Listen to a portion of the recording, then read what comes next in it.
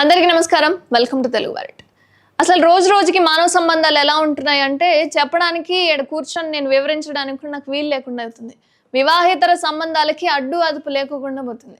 అంటే మనుషులు వావి వరుసలు లేకోకుండా వివాహేతర సంబంధాలు పెట్టుకొని కట్టుకున్న వాళ్ళనే కడతీర్చే సిచ్యువేషన్కి వచ్చారు. మరి ఇలాంటి ఘటనలు ఇటీవల కాలంలో మనం రోజుకొకటి చూస్తూనే ఉన్నాం. అయితే తాజాగా ఇలాంటి ఘటనే యూపీలో మరొకటి చోటు చేసుకుంది.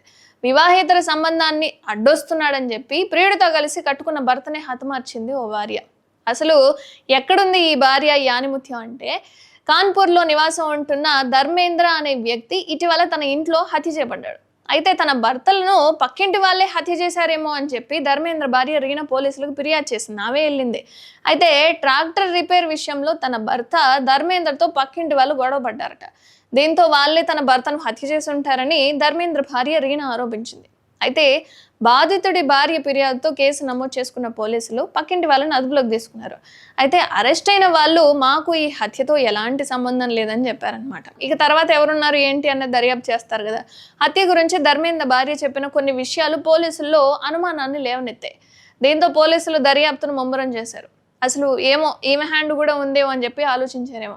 అయితే ధర్మేంద్ర హత్య ఇంటి బయట జరిగిందని రీనా పోలీసులకు అయితే చెప్పినట్టు తెలుస్తుంది. కానీ ఫారెన్సిక్ నిపుణులు మాత్రం ఇంటి లోపల రక్తపు మరకలను గుర్తించారట.